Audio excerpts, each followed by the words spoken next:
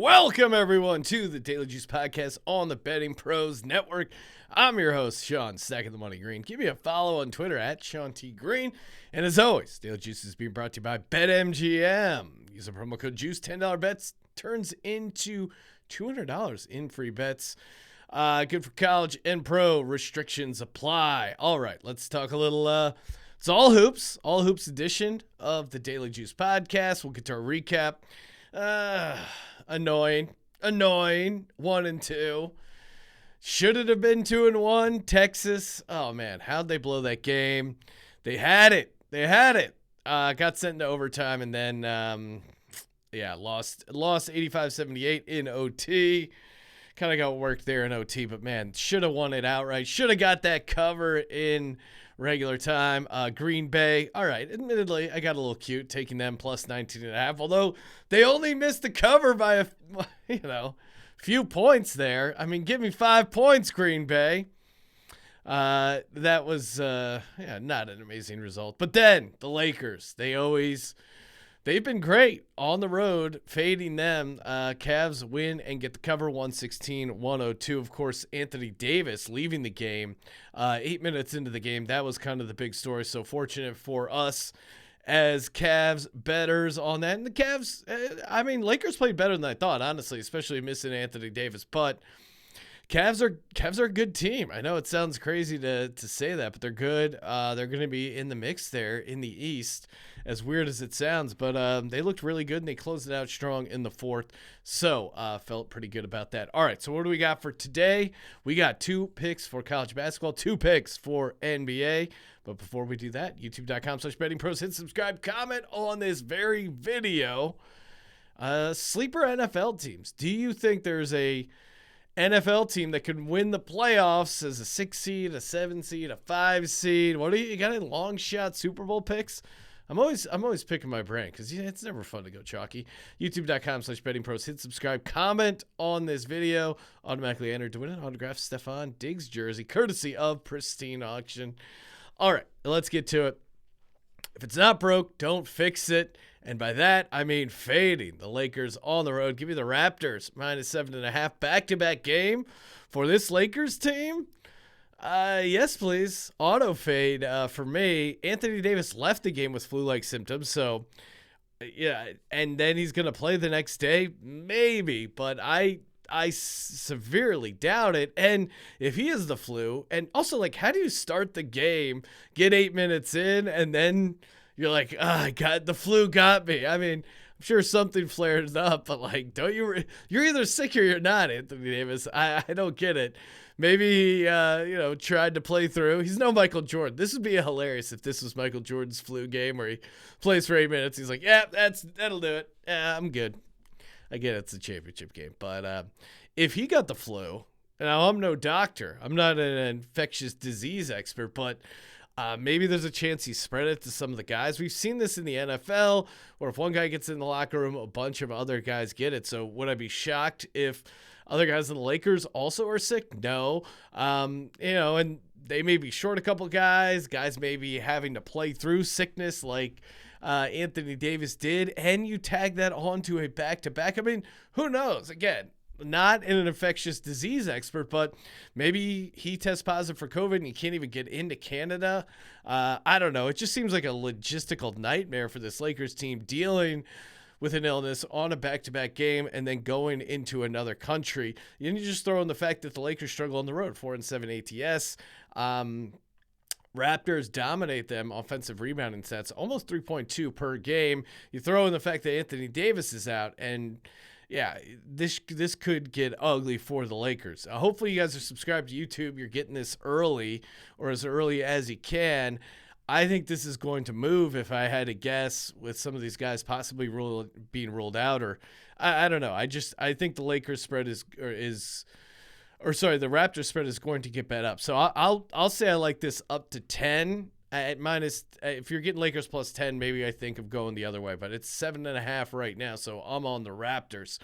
Next up, big game of the night, Celtics laying a point at Suns. Got that over on Bet Rivers. Celtics are off to an amazing start, and they've been really good on the road as well, especially as late 5-1 straight up. Overall this season, Celtics are 7-4 ATS. What I really like about this is, Jason Tatum. Again, he is odds-on favorite right now to win the MVP, and he's shown an ability to come up big in big games. Like, we see this all the time in the NBA, and it's a big part of handicap. And like, who needs this game, or who wants this game? Who is going to show up? Who is going to play through the flu? Like, I feel like, especially in the NBA regular season, with load management, again, I should play a lawnmower sound effect for the get off my lawn old guy stuff, but some of these teams and guys aren't going 100%, but I don't think that's going to be the case with the Celtics team. I think they're going to be going 100%, and I thought they would start out slower than they did this season. I thought losing your head coach would be a bigger issue, but they've shown, like, hey, we're good. And I do think they elevate in big games. And Suns, been a little cool as of late. 5-5 ATS last 10, 3-3 ATS last 6 at home. And last but not least, speaking of home, Chris Paul, we all saw the Kanye tweet. I don't know. If Kanye said that about me, it'd be a lot of sleeping on the couch if I'm still sleeping at the house.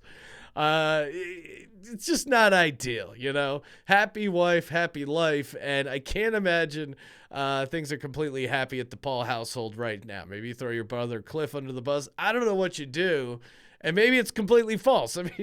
Kanye West has obviously said some pretty bizarre and crazy things. It's like the Chris Paul thing kind of gets swept under the rug with all the other stuff that Kanye has been doing. So I like to talk a little narrative, some of the off the court stuff. I can't imagine Chris Paul has had a great night's sleep past couple weeks.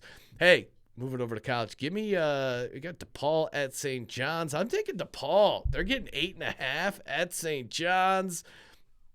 This one's personal. St. John's took one of DePaul's best player in the portal, David Jones, averaging 14.9 points per game, 6.9 rebounds. So I think this is a revenge game for DePaul. The coaches are talking about it, and if the coaches are talking about it, it's probably on the mind of the DePaul players. And you lose your best player like that, you gotta feel like, hey, come on, man, you left us for St. John's. I think they're going to be fired up. And, DePaul's been solid. 5-3 straight up. They're coming off a win against the Ramblers. They are without their center, Nick Ongenda, but I still think they're going to be pretty good.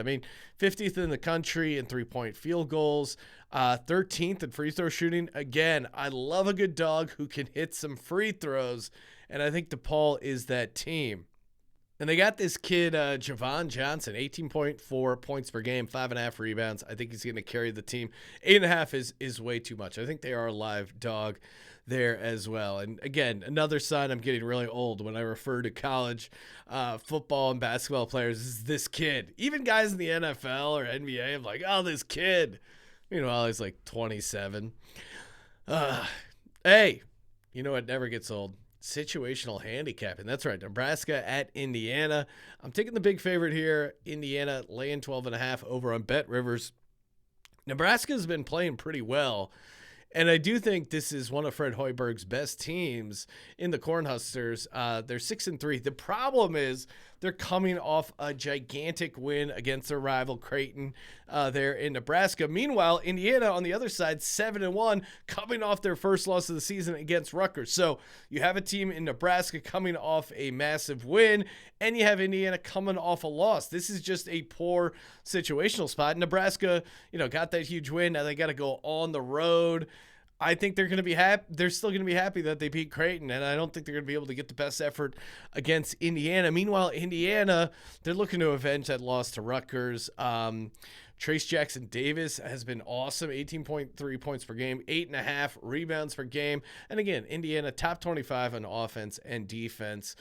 Now, normally I'd be inclined to take Nebraska. I think situational spot aside, I'd be on Nebraska and the points, but the situation spot is just too strong. Love to go situation handicapping in college football and college basketball. So, In closing, my closing argument, Indiana minus 12.5. DePaul plus 8.5. Celtics -1 at the Suns there. And the Raptors laying 7.5. Auto fading the Lakers on the road. As always, betmgm.com, promo code JUICE. Follow us on TikTok at BettingPros. Follow me on Twitter at Sean T. Green. Check out my other podcast, the Sports Gambling Podcast. You know what to do. Subscribe, rate, and review. And as always, don't forget to let it ride.